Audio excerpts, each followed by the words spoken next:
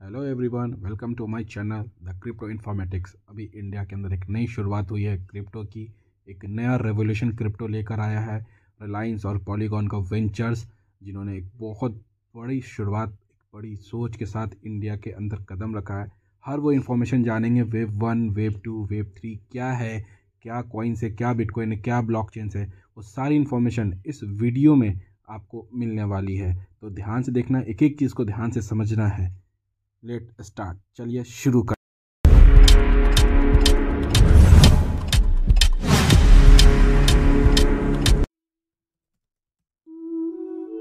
Internet, जैसे कि हम जानते हैं, वेब 100 से शुरू हुआ था। यह दौर 1990 के दशक की शुरुआत से लेकर 2000 के दशक की शुरुआत तक स्टैटिक वेब पेजों की विशेषता थी।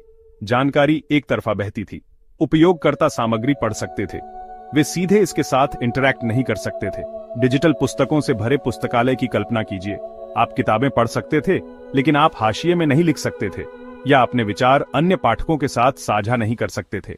यही वेब 100 का सार था। वेब 100 का उपयोग मुख्य रूप से जानकारी तक पहुंचने के लिए किया जाता था। व्यवसायों ने ऑनलाइन ब्रोशर बनाए, समाचार आउटलेट्स ने डिजिटल उपस्थिति स्थापित की, विश्वविद्यालयों ने शोध पत्र साझा किए।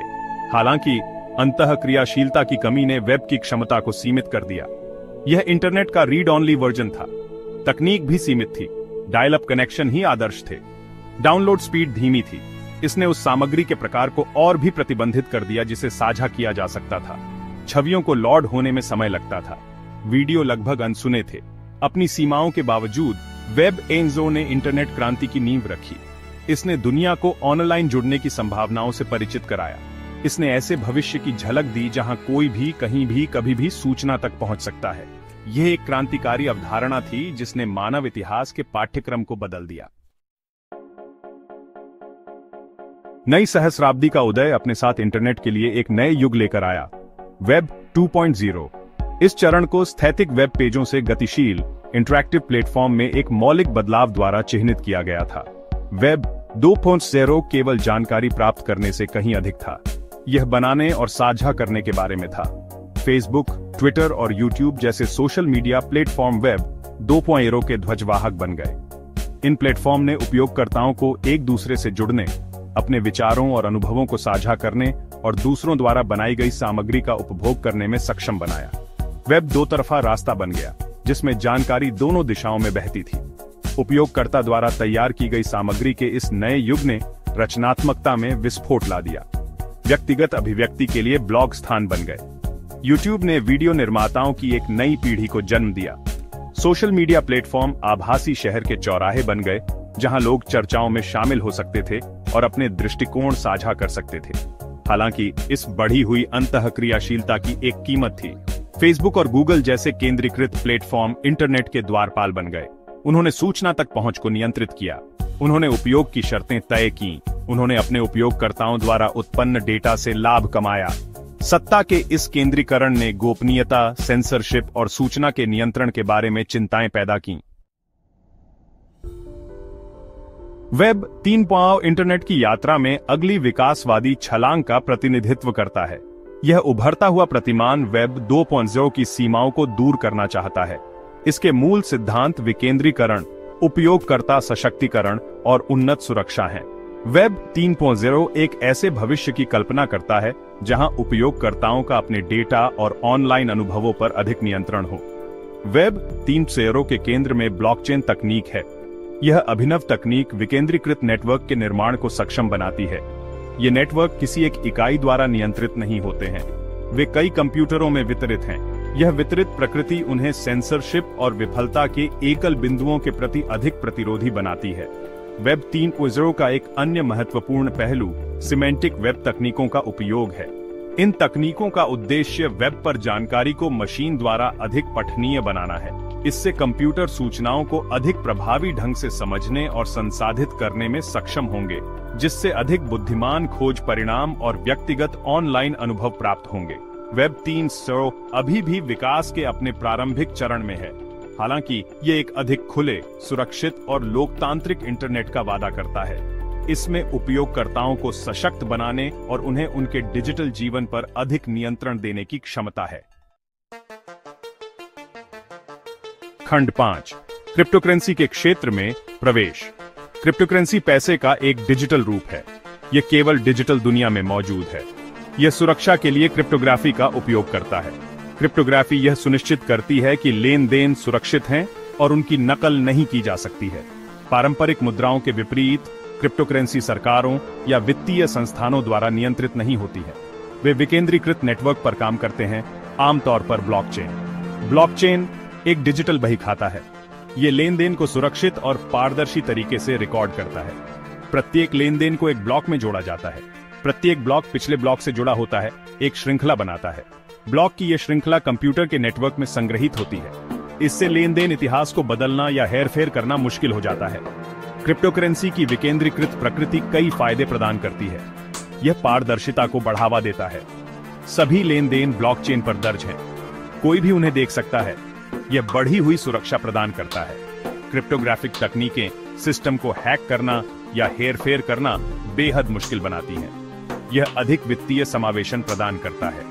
इंटरनेट कनेक्शन वाला कोई भी व्यक्ति क्रिप्टोकरेंसी पारिस्थितिकी तंत्र में भाग ले सकता है। हालांकि क्रिप्टोकरेंसी जोखिमों के साथ भी आती है।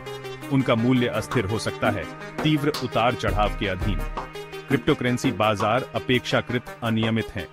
यह उन्हें धोखाधड़ी गतिविधियों के प्रति संवेदनशील बना सकता है। संभावित निवेशकों के लिए क्रिप्टोकरेंसी में निवेश करने से पहले इसमें शामिल जोखिमों का अच्छी तरह से शोध और समझना महत्वपूर्ण है। खंड 5, क्रिप्टो दुनिया के पायनियर्स। क्रिप्टोकरेंसी का परिदृश्य विशाल और लगातार विकसित हो रहा है। हजारों क्रिप्टोकरेंसी मौजूद हैं। प्रत्येक की अपनी अनूठी विशेषताएं और उद्देश्य हैं। आइए कुछ सबसे प्रसिद्ध क्रिप्टोकरेंसी का पता लगाएं जो उद्योग को आकार दे रही हैं। बिटकॉइन पहली क्रिप्टोकरेंसी थी। इसे 2009 में एक गुमनाम व्यक्ति या समूह द्वारा बनाया गया था जिसे सतोशी नाकामोतो के नाम से जाना जाता है। बिटकॉइन एक विकेंद्रीकृत डिजिटल मुद्रा है। इसे बिटकॉइन नेटवर्क पर एक उपयोगकर्ता से दूसरे उपयोगकर्ता में बैंकों जैसे बिचौलियों की आवश्यकता के बिना स्थानांतरित किया जा सकता है। एथेरियम सिर्फ एक क्रिप्टोकरेंसी से कहीं अधिक है।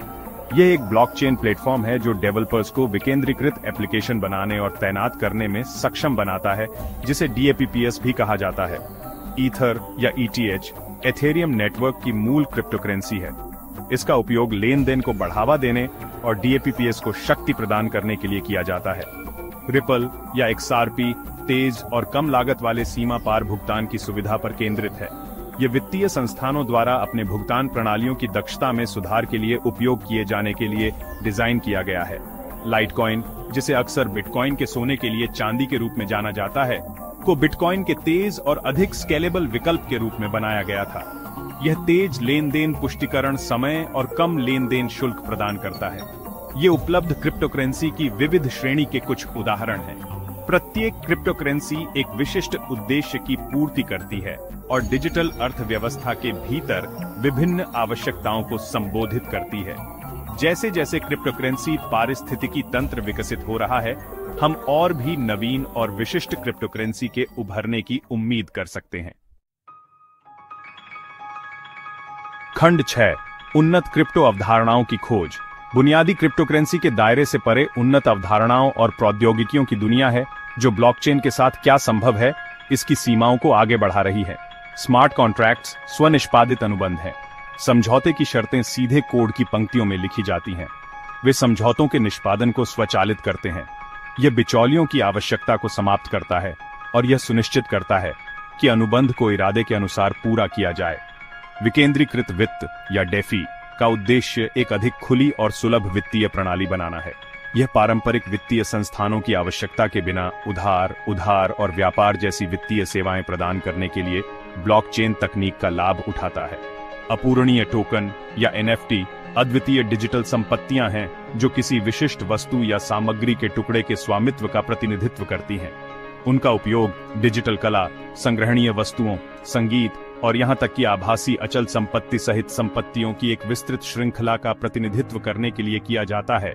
ये उन्नत अवधारणाएं डिजिटल दुनिया के साथ हमारे बातचीत करने के तरीके में क्रांति ला रही हैं। स्मार्ट कॉन्ट्रैक्ट्स व्यापारिक प्रक्रियाओं को सुव्यवस्थित कर रहे हैं। डेफी वित्त का लोकतंत्रीकरण कर रहा है। NFT रचनाकारों और संग्राहकों के लिए नई संभावनाएं पैदा कर रहे हैं। खंड 7, जियोकॉइन। भारत के डिजिटल भविष्य को आकार देना। जियोकॉइन भारतीय दूरसंचार कंपनी रिलायंस जियो की एक प्रस्तावित क्रिप्टोकरेंसी पहल है। जबकि विवरण अभी भी गुप्त हैं, भारत में क्रिप्टोकरेंसी अपनाने को बढ़ावा देने के लिए जियो के नेटवर्क की विशाल पहुंच का लाभ उठाने की कल्पना की गई है। जियोकॉइन का लक्ष्य भारत की बढ़ती मोबाइल पहली आबादी को भुनाना है। 500 मिलियन से अधिक ग्राहकों के साथ जियो में बड़े पैमाने पर उपयोगकर्ता आधार के लिए क्रिप्टोकरेंसी पेश करने की क्षमता है। यह भारत में डिजिटल भुगतान, सूक्ष्म लेन देन और वित्तीय समावेशन में क्रांति ला सकता है। भारत सरकार ने क्रिप्टोकरेंसी के प्रति रुचि और सावधानी दोनों व्यक्त की है। जियो की स्थापित उपस्थिति और सरकारी संबंध संभावित रूप से भारत में अधिक विनियमित और सुरक्षित क्रिप्टोकरेंसी पारिस्थितिकी तंत्र का मार्ग प्रशस्त कर सकते हैं। हालांकि जियोकॉइन की सफलता कई कारकों पर निर्भर करती है। भारत सरकार की ओर से नियामक स्पष्टता महत्वपूर्ण है। उपयोगकर्ता का गोद लेना क्रिप्टोकरेंसी के उपयोग में आसानी और व्यावहारिक अनुप्रयोगों पर निर्भर करेगा। खंड 8 पॉलीगॉन जनता के लिए एथेरियम को स्केल करना। पॉलीगॉन, जिसे पहले मैटिक नेटवर्क के रूप में जाना जाता था, एथेरियम के लिए एक लेयर 2 स्केलिंग समाधान है। एथेरियम अपनी लोकप्रियता के बावजूद मापनीयता चुनौतियों का सामना करता है। लेन देन शुल्क अधिक हो सकता है, लेन देन की गति धीमी हो सकती है। पॉलीगॉन का उद्देश्य इन मुद्दों को कम करना है। पॉलीगॉन एथेरियम के लिए एक साइड चेन के रूप में कार्य करता है। यह मुख्य एथेरियम ब्लॉकचेन से लेन देन को संसाधित करता है। यह मुख्य श्रृंखला पर भीड़ को कम करता है। यह लेन देन शुल्क कम करता है। यह लेन देन की गति को बढ़ाता है।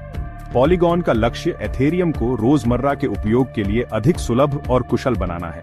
यह डेवलपर्स को डीएपीपीएस बनाने और तैनात करने की अनुमति देता है, जो कम लागत पर उच्च मात्रा में लेन देन को संभाल सकते हैं। एथेरियम आधारित अनुप्रयोगों को बड़े पैमाने पर अपनाने के लिए यह महत्वपूर्ण है।